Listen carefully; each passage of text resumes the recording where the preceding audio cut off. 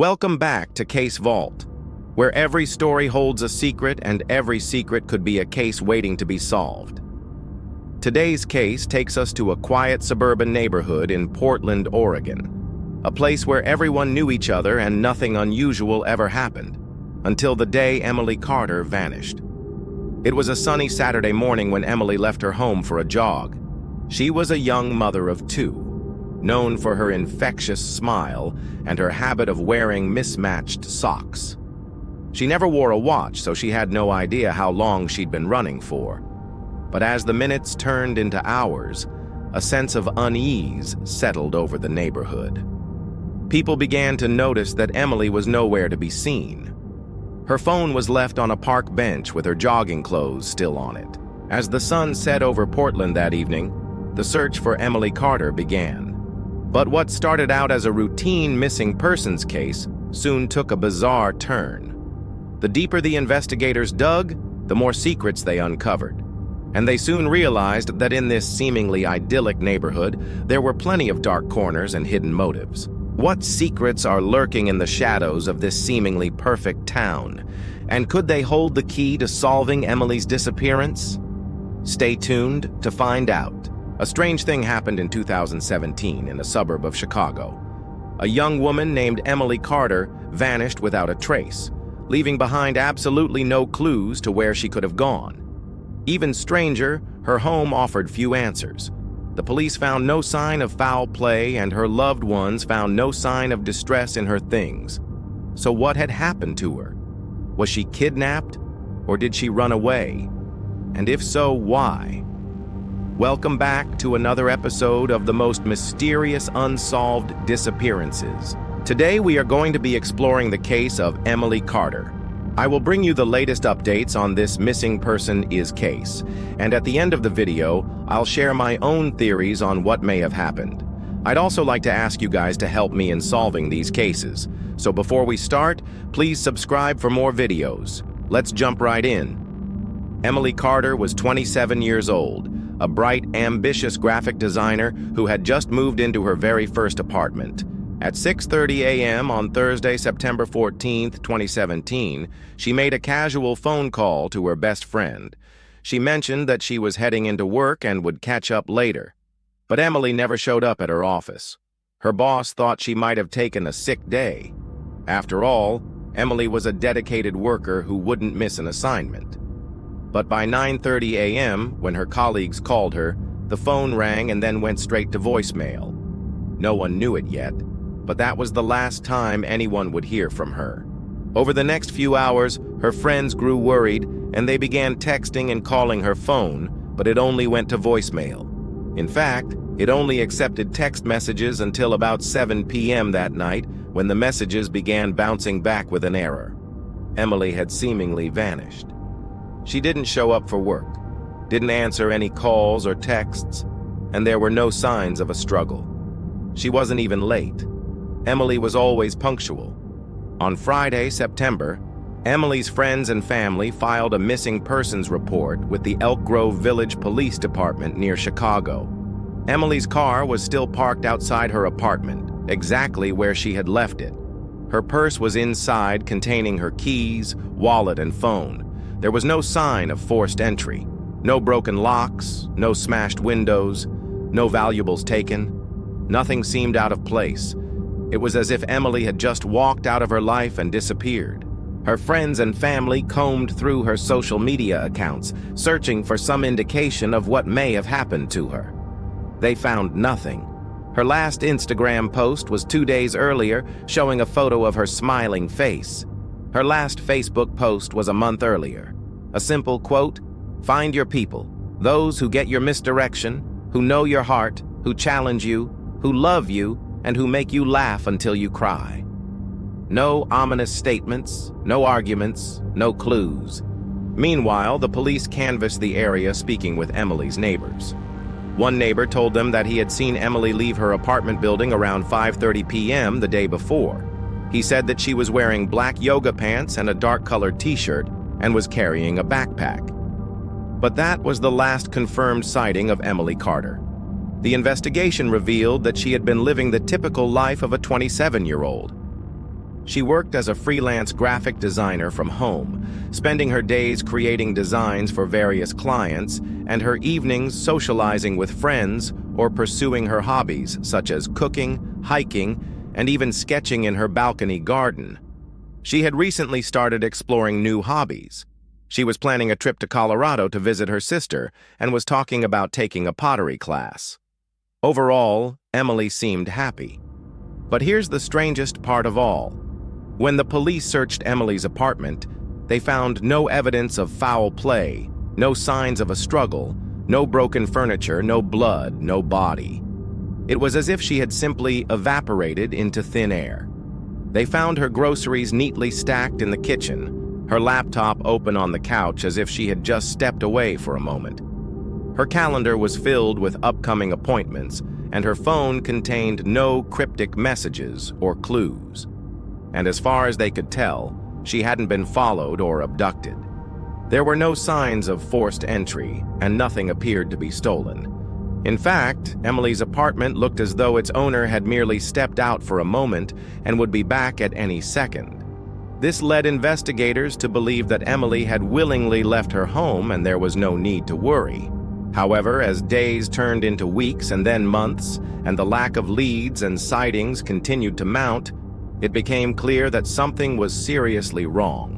The police released a statement saying, "We do not suspect foul play at this time, but obviously it's unusual for someone not to use their cell phone or any of their accounts, and for them not to contact any friends or family. We're concerned for her well-being." The case garnered widespread media attention, with Emily's picture being plastered across newspapers and TV screens across the country. But despite the publicity and the efforts of hundreds of volunteers, Emily remained missing, and her family's hope began to dwindle. Every day they wake up hoping for good news, hoping that their daughter and sister will turn up safe and sound. But every day they are met with the same unanswered questions and dead ends. Theories about what happened to Emily Carter have run rampant. Some believe that she was kidnapped by a stranger, while others believe that she may have run away to start a new life. Still, others speculate that she may have met with an accident or fallen victim to foul play. But the truth is, no one knows what really happened to her. On April 26, 2018, nearly 7 months after Emily went missing, her family held a candlelight vigil in her honor. Hundreds of people gathered at the village green in Elk Grove Village to remember Emily and renew calls for information in her disappearance. Her mother, Elizabeth, spoke to the crowd. "She's a kind, caring person. She loves animals, nature. She's a good, giving person. She would help anybody." As the crowd listened intently, it was clear that they, like Emily's family, wanted answers. They wanted justice. Unfortunately, despite the best efforts of the police and Emily's family, the case grew cold. New leads dried up, and the once active investigation became a low priority. Emily's parents refused to give up hope, though.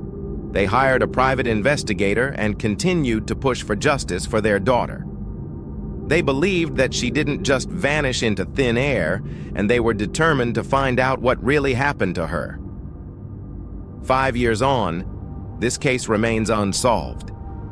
Emily's family continues to search for answers, but they have come up empty-handed.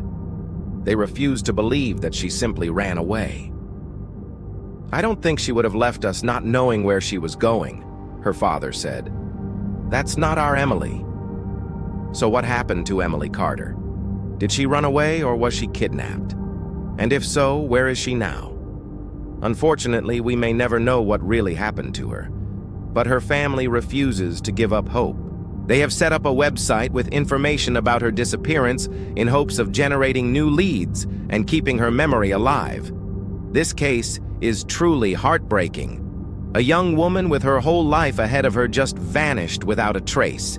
Her family and friends are still searching for answers, and we can only hope that they will eventually get them. Now it's time to hear your thoughts. What do you think happened to Emily Carter? Do you think she is still out there somewhere, or has she met with foul play? In the realm of missing persons cases, time is of the essence. Every minute that ticks by brings fresh challenges and dwindling hope. This is particularly true in the first 48 hours, when the chances of finding someone alive are at their peak.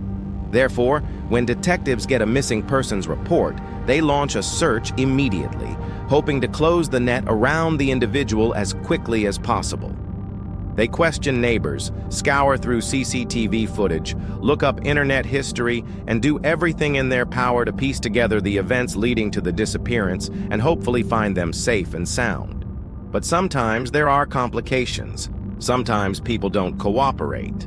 And that's exactly what happened in this case. It was an ordinary day in the bustling city when 33-year-old Emily Williams was reported missing by her worried friend, Sarah. Emily had not shown up for work and her phone went straight to voicemail. Sarah knew something was wrong. Emily would never miss work unless she was blue in the face, so she drove to her friend's apartment to check on her. But when she got there, no one was home. The only sign of life was a set of muddy footprints on the welcome mat outside the door. Sarah immediately called the police. She didn't know it yet, but those footprints would become the key to unraveling a mystery that would shock the entire community. The detectives arrived at the scene, a neat and tidy neighborhood with well-maintained houses and manicured gardens. It was the kind of place where doors were left unlocked and children played freely. But now the tranquility was shattered, replaced by the grim reality of a missing persons investigation. As the officers stepped out of their cruisers, their eyes scanned the area, taking in every detail. They noticed the muddy footprints on the welcome mat and the lack of any signs of forced entry into the house. It was a small detail, but one that immediately raised questions. If Emily had left the house willingly, why would she have tracked mud inside and failed to wipe it off the mat? Had she been in a rush? Or had she known that whoever had let her out would ensure that she didn't return? They also found some clues inside the house. There were dinner dishes in the sink, suggesting that Emily had been home the night before, and her purse and keys were neatly placed on the kitchen counter. It was almost as if she had just stepped out for a quick errand and never came back. This led the investigators to believe that Emily's disappearance was not an accident or a random act of violence, but rather a deliberate act committed by someone who knew her well enough to plan ahead. But who could have planned such a thing and why? The detectives turned their attention to Emily's personal life, trying to piece together any recent events that could shed light on her disappearance. As they dug deeper, they discovered a troubled past, including a recent bitter divorce and a new restraining order against her ex-husband. But none of these seemed to fit the timeline of events. Everything pointed to the fact that Emily had vanished without a trace, leaving behind a series of perplexing clues that hinted at a much darker story than anyone had initially imagined. As the detectives delved further into Emily's personal life, they uncovered a web of deceit and hidden motives. They spoke to her family and friends, all of whom painted a picture of a happy-go-lucky woman who was well-liked by everyone. But as the days passed, and Emily's whereabouts remained unknown, a sense of unease began to settle over the town. People started to whisper about Emily's ex-husband, Peter, a wealthy businessman with a reputation for being volatile and controlling. Could he have violated the restraining order to harm his estranged wife? The police investigated the possibility, but Peter had a solid alibi and a motive for wanting Emily gone. Furthermore, Emily had taken out a life insurance policy on Peter just months before. While it was speculation at this point, it was certainly something the investigators needed to explore further. The pieces of the puzzle seemed to fit. Yet there was still something nagging at Detective Miller. Something about Peter's behavior that didn't sit right with him. As he dug deeper, he found a crucial piece of evidence that would shift the focus of the investigation in an entirely new direction. In the midst of this chaos, Sarah refused to give up. She organized search parties, plastered missing persons posters on telephone poles, and kept Emily's memory alive in the public eye. But as the weeks turned into months with still no sign of Emily, the hope of finding her alive began to dwindle. Sarah knew she had to take matters into her own hands and find out what really happened to her best friend. With the help of a private investigator, Sarah scoured through Emily's online activity, looking for clues that the police might have missed. Meanwhile, the police continued their investigation, interviewing everyone in Emily's life and combing through every piece of evidence. They revisited the crime scene, the house where Emily lived, and found a small but crucial piece of evidence. A ring light from Emily's security camera system was missing. It was a significant detail, and the police believed that it was the key to solving the case. Whoever had kidnapped Emily had come prepared and knew exactly where to look. They had silenced the watchful eyes of the security cameras, ensuring that no images of the crime would be recorded.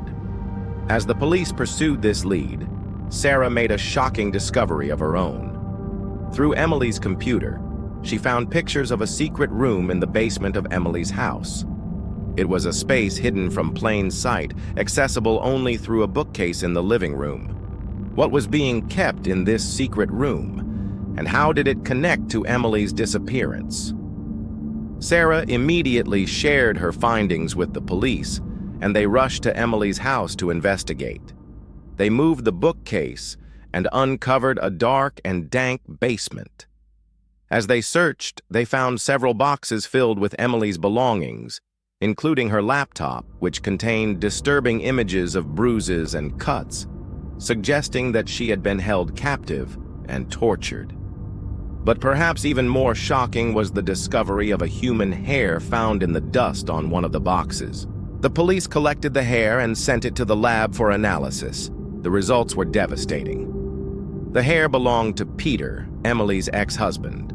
All the evidence was pointing towards him, but the police needed more to make an arrest. They began to search for witnesses who might have seen Peter around the time of Emily's disappearance. To their surprise, they found plenty. Several neighbors reported seeing Peter's car parked outside Emily's house in the days following her disappearance. And a security guard from a nearby store remembered seeing Peter entering Emily's apartment building around the same time she vanished.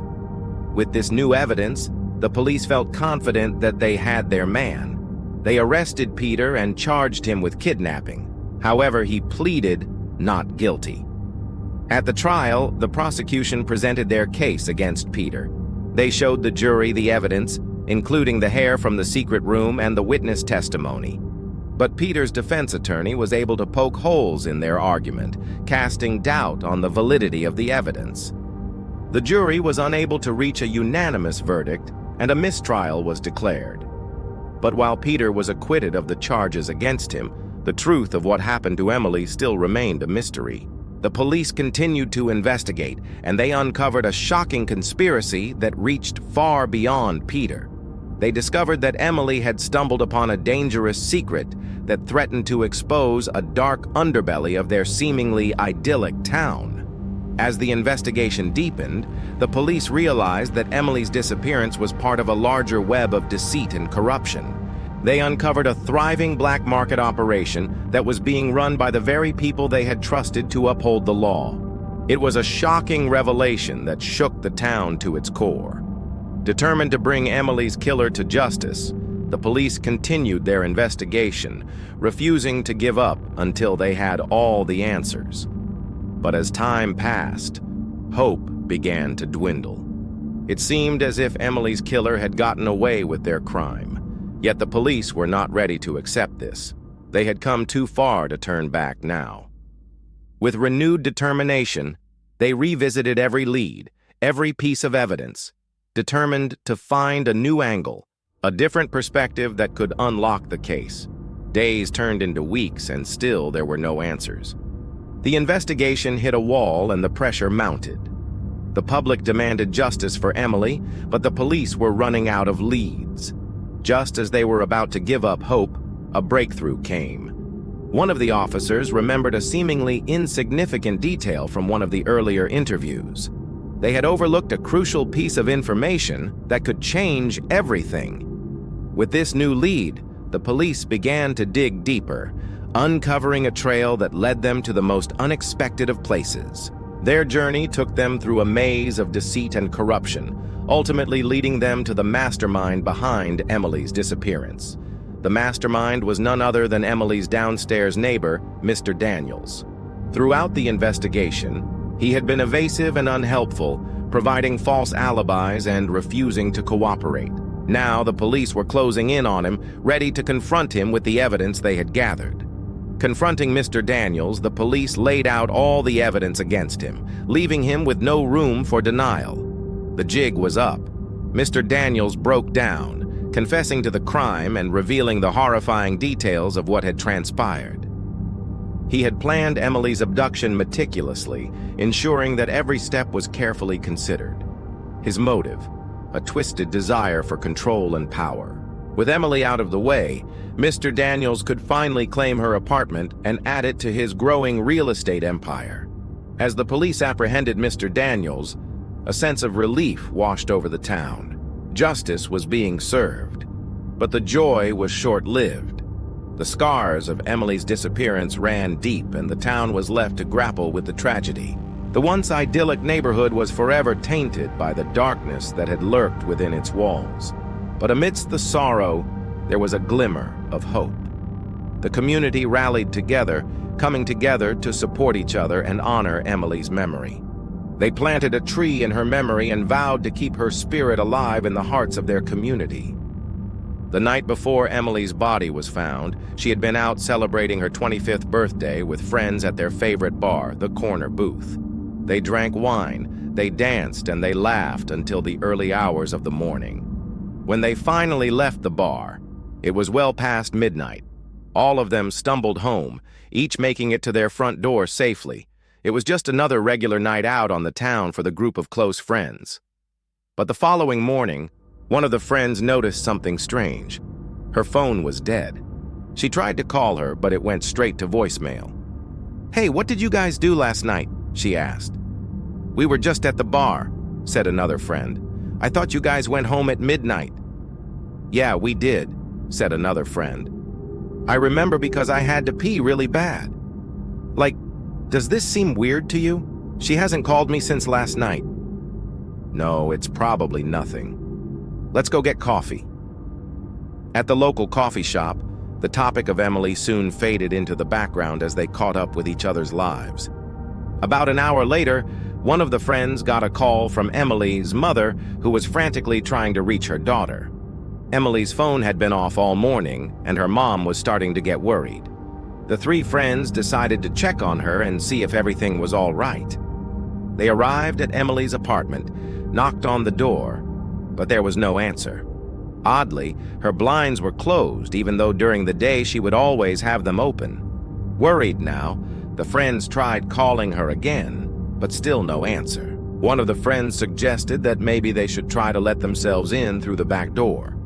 As they made their way around the building, they saw that the back door was unlocked and walked inside.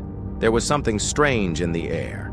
Emily's apartment was normally messy, but this was beyond messy. Clothes and shoes were strewn everywhere. Things were knocked over, and there was a strong smell coming from the kitchen. They stepped inside and found dirty dishes piled up in the sink, some on the floor, and a single glove lying on the counter. It didn't look or feel like something that Emily would own. They continued to search the apartment, calling out Emily's name, but there was no response. Then one of the friends noticed that the sliding glass door to the balcony was wide open. Stepping outside, they realized that Emily's prized flower pots were knocked over and lay broken on the ground. Suddenly, one of the friends noticed something that made her heart sink. Lying on the ground next to the balcony was a woman's shoe, Emily's shoe. The friends looked at each other in disbelief. What could have happened to her? They quickly called 911. When the police arrived, they found signs of a struggle on the balcony. The pot had been knocked over, soil was scattered around, and there were also signs that someone had tried to pry open the window to the apartment, as if trying to escape. But what was most disturbing was the shoe. The officers carefully picked it up, turned it over in their hands, and found a small amount of blood on the bottom. Now, you may be asking yourself, How on earth did the shoe get so much blood on it without actually hurting the owner? Well, here's the thing. The blood wasn't from Emily. So whose shoe was it? And why did they leave it behind? We don't know. Whoever the shoe belonged to certainly had no intention of returning for it. But that wasn't the only thing that raised suspicions. There were no signs of forced entry into the apartment, and Emily's purse was sitting right by the front door. This meant two things. Emily knew whoever came into her apartment. Why else would she have left her purse unattended? Or she trusted them enough not to steal anything?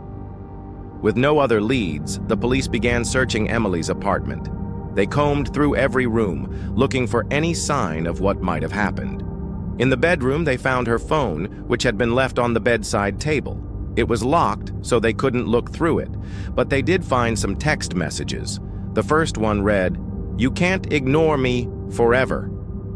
They didn't know who it was from, but it was clearly someone who had been texting Emily a lot. The next message was worse. "I know where you live." Fear gripped the hearts of the investigators. Could Emily have been followed home? Was that why there was blood on the shoe and signs of a struggle on the balcony? In the bathroom, they found more clues. On the mirror, someone had written the words, "I know." It was clear that whoever had written this had intended to send a message to Emily. But why? With little to go on, the police reached out to Emily's friends and family to see if anyone could help piece together what might have happened. As they dug deeper into her life, they uncovered a troubling piece of information. Emily had recently met a man on a dating app. His name was Kyle Matthews, 32 years old, and he lived just 2 blocks away. The police decided to pay him a visit. When they arrived at his apartment, he seemed calm and polite. He answered all of their questions and said that he hadn't seen Emily in over a month. However, as the conversation continued, the officers noticed that Kyle had fresh scratches on his arm. When asked about them, he simply shrugged and said that it was his dog. Despite this small detail, the police let him go. After all, he had provided them with an alibi for the night that Emily had disappeared. But as the days went by without any new leads, they couldn't help but wonder if Kyle was hiding something. The scratches on his arm seemed odd, as if he were trying to cover up a crime. What the police didn't realize then was that they were dealing with a cunning killer who had carefully planned his every move. He had used Emily's own trust against her, luring her to her death. One thing the police had overlooked was the power of social media. In this day and age, it is almost impossible to function without it. Everyone is on some form of social media, whether it's Facebook, Instagram, or TikTok. Just about every business has a social media presence, and the police were about to use that to their advantage. Going through Emily's Facebook page, they found a post that she had made shortly after meeting Kyle. "So excited to finally meet up with Kyle. We've been talking on and off for a while now, but finally decided to take the plunge and go on a date." Below the post was a picture of them together, and Kyle looked nice. No scars, no scratches. The police decided to question him once again, but this time they brought up the post. When they showed it to him, his face paled, but he quickly recovered. "Oh, that," he said casually. "It's just a picture we took a while back. We're not together." He lied, hoping that the police would believe him, but they didn't. The police searched his apartment once again, this time with a warrant. They tore apart the place, looking for any evidence they could find, and in the end, they found exactly what they were looking for. Hidden in the closet was a pair of muddy boots. When they examined them closely, they found traces of blood on the soles. It was a match to Emily's DNA. The police had finally caught a break in the case. But as they dug deeper, they uncovered a dark secret about Kyle. He wasn't just a seemingly nice guy who had met Emily on Facebook. He was wanted for questioning in connection with several other cases of missing women in the area. With all of the evidence stacked against him, Kyle confessed to the crime. During his confession, he told the police where he had taken Emily's body. They rushed to the location, but it was too late. Emily was already gone. All they found was her phone. Although justice had been served, the community was still shaken by Emily's death. How could such a kind and vibrant young woman be taken away from them? In the end, the only thing that gave them solace was knowing that Kyle would never hurt anyone else again. But this case raises an important question. How do you stay safe in today's world? We live in a time where it's easy to let your guard down. But as Emily's story shows us, we must always be aware of our surroundings. There was a terrifying secret hiding in plain sight in Kyle's apartment. When the police finally found it, they had no choice but to confront him. But would he confess? When detectives searched Kyle's apartment, they hoped to find something, anything that would explain Emily's disappearance. Days had passed since she was last seen entering the building, and her family were growing increasingly worried. The police needed answers. And when they saw what was inside his apartment, they were shocked. Kyle cooperated fully with the police. He let them search the apartment, hoping to prove his innocence. How could he have been involved in any way? He hadn't seen Emily for weeks. They'd argued and she'd moved out. But while the officers were going through the apartment, one of them spotted something odd behind a picture frame hanging crookedly on the wall. It didn't look right. He took a closer look and felt behind the frame. His fingers found a small gap. Slowly, carefully, so as not to break the glass, he pried the frame away from the wall and it swung open, revealing a hollow space behind it. Inside was a worn leather notebook. The detective opened it. The first page was blank, but on the next page, written in neat handwriting, was the date June 7th, and beside it, a tick. Below that, a list began. Get milk, walk the dog, water plants, pick up dry cleaning. It seemed like a mundane list of chores. And at the bottom, scribbled in a different hand, was the time 8:30 a.m. The detective turned the page, and there was another list. This time, it was dated June 8th, and the list included tasks like make breakfast, take out trash, pay bills, wash the car. Again, all very routine tasks you might have to do around the house. Underneath this list was the same writing and the same time, 8:30 a.m. He flipped through the notebook quickly, checking each page. All the lists were dated in order, and they continued on to the 29th. On the last page he looked at, there was a list for July, but underneath the date was a big red X. There was also an entry next to the time 8:30 a.m. that read, "She's gone." He snapped the book shut, puzzled. What did it mean? Who was she? Was this Emily? The detective knew he had to be careful. If this really was Emily's diary, then it could lead them to her. But if it wasn't, then they might end up wasting valuable time on a wild goose chase. He left the room to speak to the rest of the team. "I need everyone to hear this," he said, opening the notebook. "What we're dealing with here is a man obsessed. This isn't just a random thing." His colleagues gathered around, reading the entries from the list. After a long silence, one of the detectives suggested, "It could just be a coincidence. Maybe this has nothing to do with Emily." "Why would he keep a diary detailing his daily routines?" the first detective asked. "It doesn't make sense. Even if it is just a coincidence, why does it stop abruptly at July?" They thought for a moment.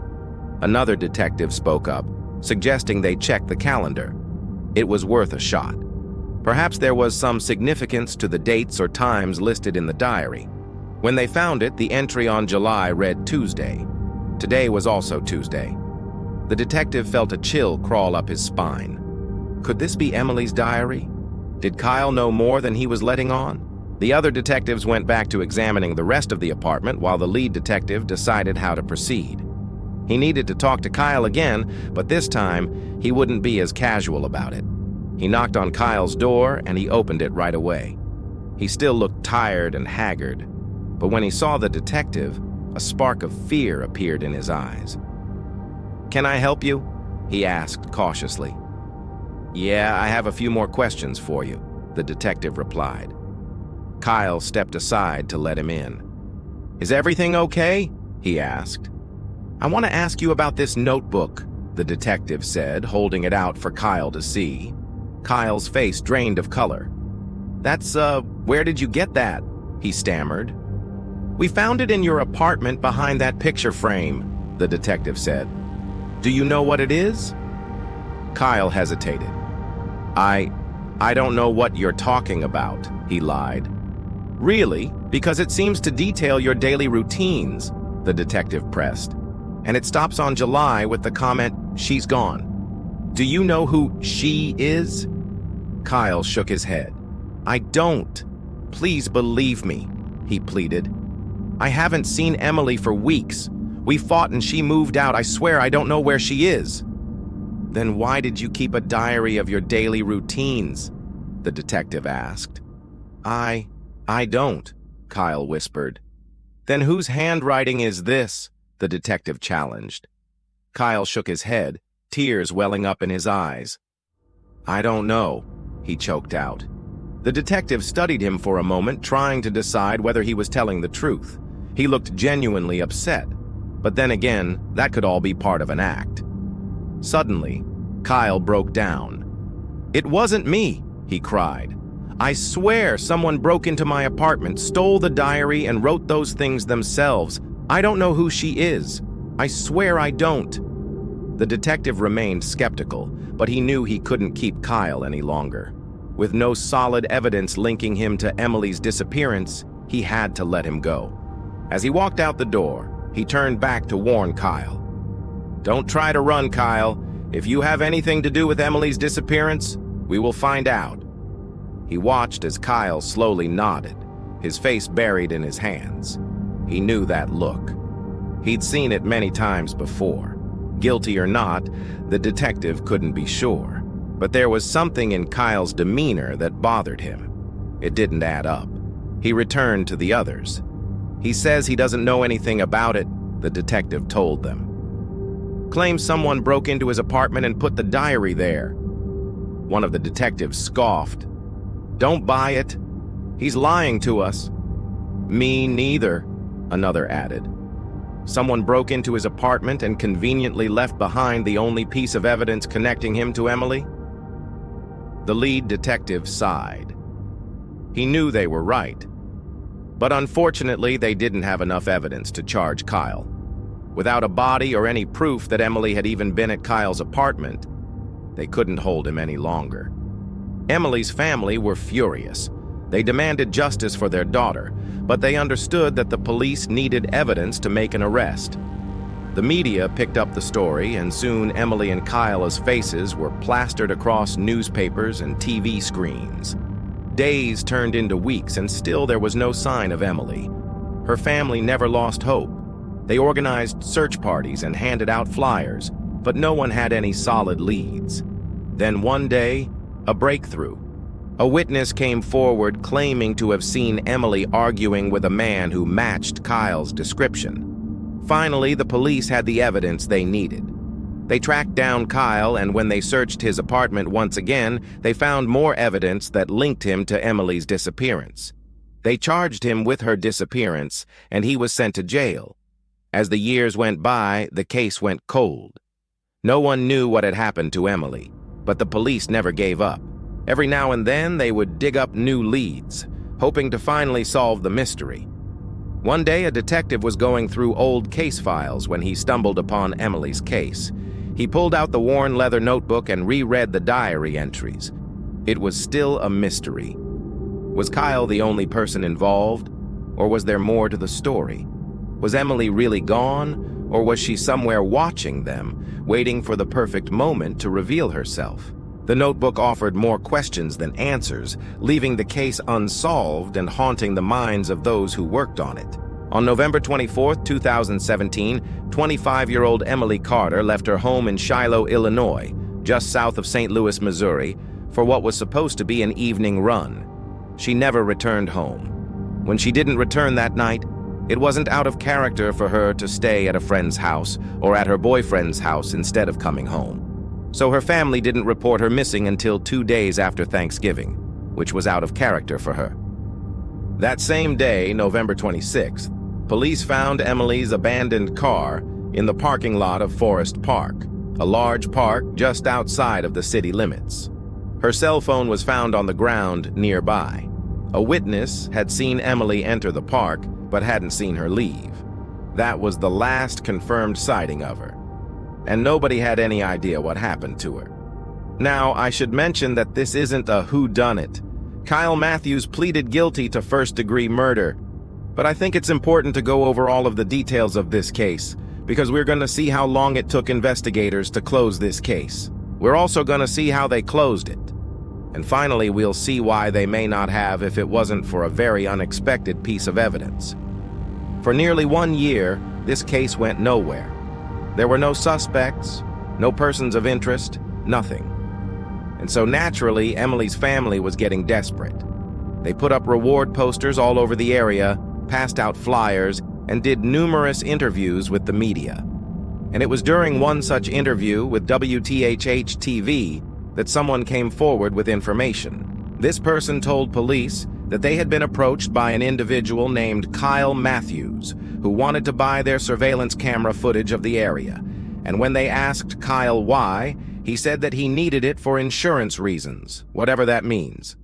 At the time, police released a statement saying that they weren't investigating Kyle in connection with Emily's disappearance.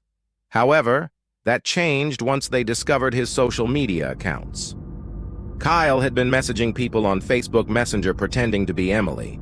He used a fake profile picture and would frequently send messages that made it seem like Emily was reaching out to these people, even though it was him. For example, in one conversation, Kyle pretended to be Emily and asked for money. He told the person that he needed bail money because he had just been arrested for stealing a catalytic converter. In another conversation, Kyle pretended to be Emily and talked about how he had just gotten off work and was heading home.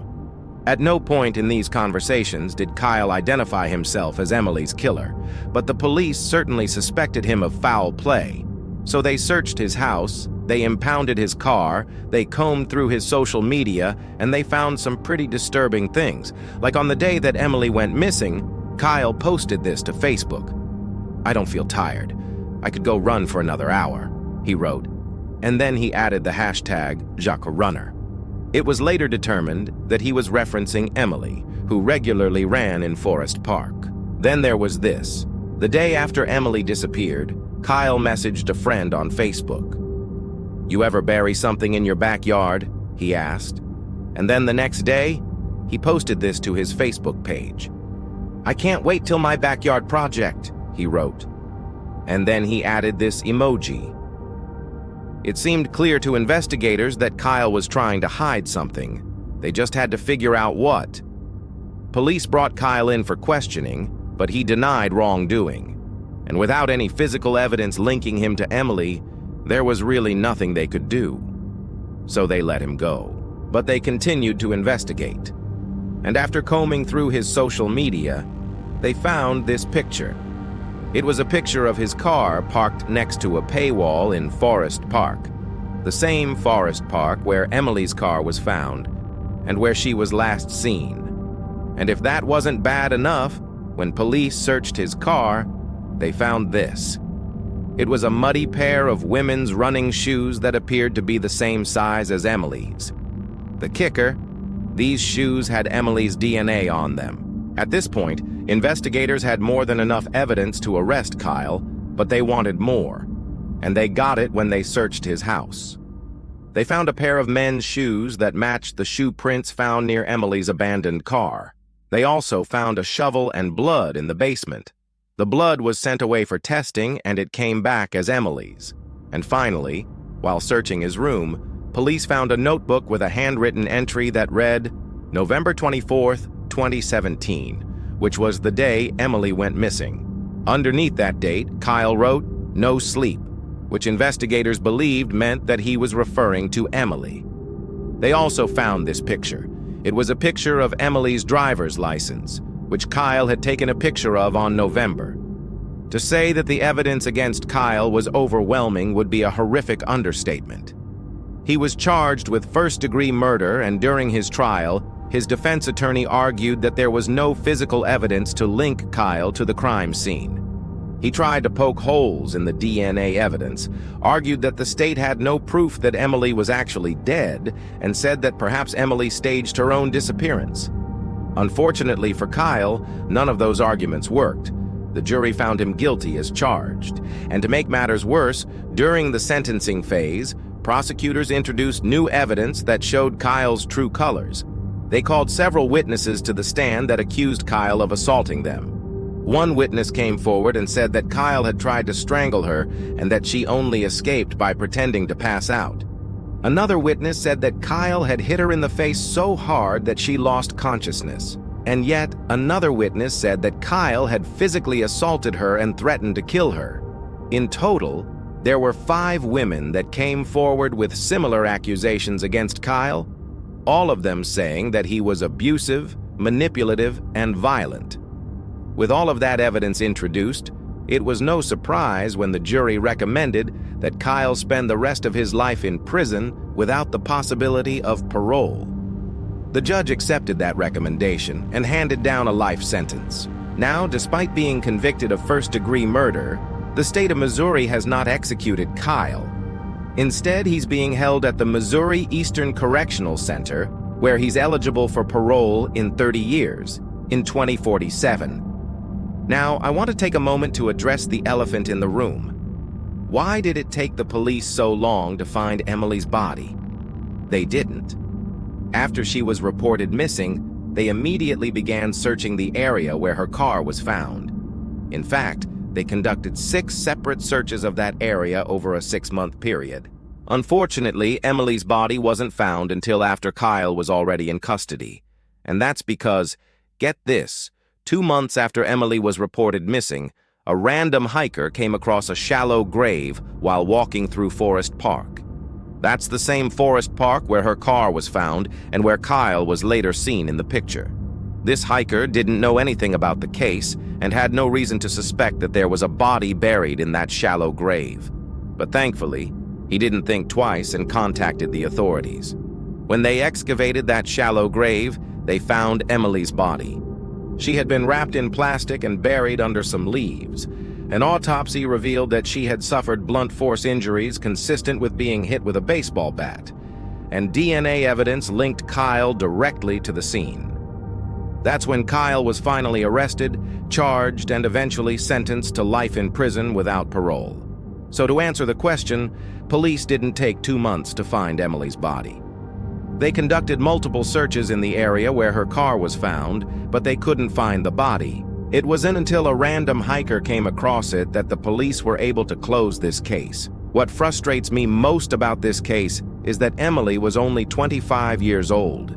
She had her whole life ahead of her. Then here comes along this monster, this senseless killer who decided to take that life away from her. I hope Emily's family finds peace knowing that her killer will never get out of prison. I'd also like to take a moment to praise the work of the police in this case. Despite hitting dead end after dead end, they never gave up. They followed every lead, no matter how small, and eventually that paid off. Now, I'm not saying that they would have solved this case without the help of the hiker who found Emily's body, but what I am saying is that the police did everything they could until that break came along. Finally, I want to remind you that there is a chance that this case could still be pending. Sometimes it takes years for DNA evidence to come back. And in this case, it took nearly a year for the FBI to get around to testing the DNA that was found in Kyle's car. And by the time that they got to it, Kyle was already in custody. So this case could still be pending, the state of Missouri could still decide to seek the death penalty, and if that happens, this case won't be over anytime soon.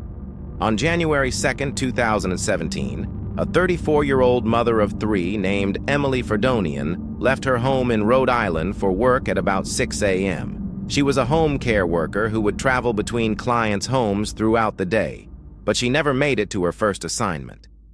That morning, Emily was going to visit an elderly woman named Donna Damon. Donna had been bedridden for quite some time after falling down the stairs in her house. And because she couldn't care for herself, her children hired Emily and another home care worker named Rachel McLaughlin to take care of their mother. But when Emily arrived, there was no sign of the other caregiver, So she called the agency to find out what was going on. The agency said that Rachel had called in sick that day, so Emily was going to have to cover for her and take care of Mrs. Damon by herself.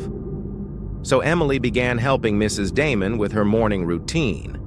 Things like changing her clothes, repositioning her in bed, feeding her breakfast, etc. Now, Emily was used to doing this kind of work. In fact, she'd been working as a home care worker since she was just 18 years old.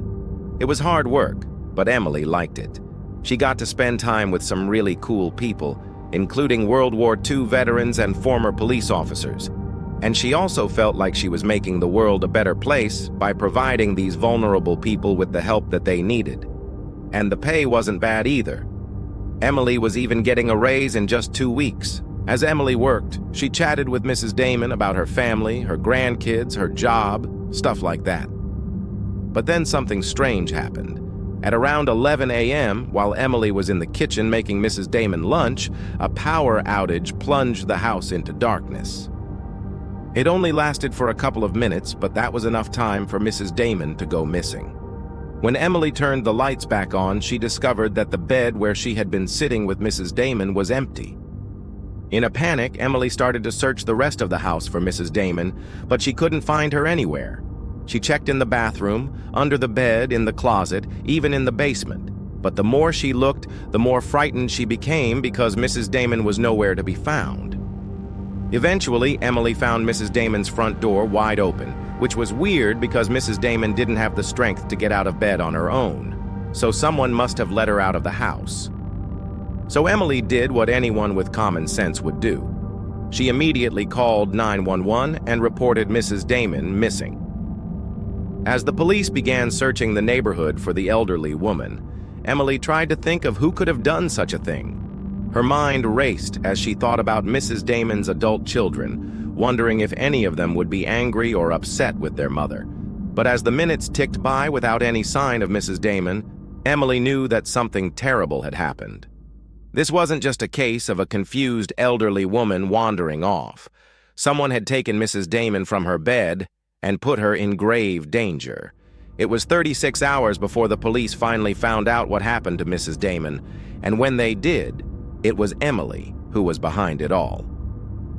Now, I don't want to spoil things for anybody who hasn't seen the Netflix series, but I think it's fair to say that Emily is one of the most disturbing characters in recent memory. Before we get into what exactly she did, I need to tell you a bit about how she grew up. She had an extremely difficult childhood. Her parents were so negligent that she spent most of her early years in foster care. But it wasn't just that her parents weren't interested in taking care of her. They were actively cruel to her, which left Emily with a deep psychological trauma that she carried with her into adulthood. In the Netflix series, we learn that Emily struggles with dissociative disorder, which is a condition that causes people to experience gaps in their memory due to severe stress or trauma. Even though she lived through many traumatic events as a child, she has no recollection of them whatsoever.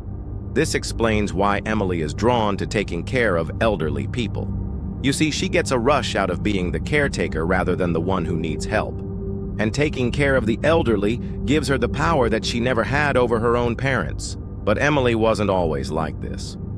At one point in the series, we see flashbacks of her as a child where she was happy, innocent, and well-adjusted. Unfortunately, her parents' behavior was so toxic that it gradually chipped away at her psyche until she was unrecognizable. After hearing Emily's story, you might think that she should receive some sort of treatment or help, but that couldn't be further from the truth. Emily is pure evil. She doesn't need treatment. She needs to be locked up where she belongs. If you think I'm exaggerating, then consider what she did to Mrs. Damon. After abducting the poor woman, Emily brought her to an abandoned house and left her there to die. But she didn't just leave her there and walk away. She actually came back several times to check on her and make sure she was dead. To make matters worse, Emily lied to the police and told them that Mrs. Damon had been missing for 3 days, when really it had only been 36 hours. And it wasn't an accident. Emily carefully planned the whole thing out, and she knew exactly what she was doing. The real reason she targeted Mrs. Damon is what makes this case so horrifying. The reason why Emily took such great pleasure in killing this woman is because she reminded Emily of her own mother. Emily's mother was a selfish narcissist who not only neglected her daughter, but even tried to kill her on several occasions. Because of all the trauma Emily experienced as a child, she developed a deep hatred for all mothers. And when she saw an elderly woman lying in a bed, helpless and completely dependent on others for her survival, it triggered a deep-seated rage inside of her. All those years of pent-up anger and resentment suddenly had a target, and Emily wasted no time pinning her wrath on Mrs. Damon. Now, what's even more shocking is that this wasn't Emily's first offense. Years earlier, she did the same thing to another elderly woman that she was supposed to be taking care of. Her name was Cynthia, and Emily ended up pushing her down a flight of stairs, leaving her paralyzed from the waist down. But Emily got away with it for a long time until Cynthia's family filed a lawsuit against her. Then eventually, Emily got kicked out of the nursing home where she worked after they discovered what she had done. And this brings us back to Mrs. Demouy. After killing her, Emily went on a manhunt, looking for a new target. That's why she was shocked to hear that Donna Damon needed a home care worker. Emily immediately applied for the position and got it. She was excited to meet her new victim and carry out her twisted plan. Emily's arrest was inevitable. The police had gathered enough evidence to convict her of murder. But I don't think she's ever getting out of prison. Honestly, she's too dangerous to be allowed back into society. And if she ever is released, she'll probably kill again. In the show, we see that Emily often fantasizes about committing murders, especially ones that involve drowning. She has a whole fantasy world inside her head where she kills people, and it's all perfectly normal. If Emily ever gets out, who knows how long it will take before she finds her next victim. There's a lot more to Emily's story, but I don't want to spoil it for everyone else. Let me know your thoughts about Emily in the comments below. Is she one of the most evil women ever? Or are there other female serial killers who are even worse? From the beginning of this episode, I've been referring to Emily as a woman, but she's actually non-binary. Some people have argued that shows like Mindhunter exploit serial killers for entertainment instead of giving them the recognition they deserve for protecting society by removing dangerous predators from it. There's also some concern that the series glorifies criminal behavior by portraying serial killers in a sympathetic light. However, this is not the case. Serial killers are monsters who need to be locked up forever. And by showcasing their crimes, we're able to remember the victims and keep their memories alive. This is CaseVault, where the past is never truly buried. Until next time, stay safe and stay curious.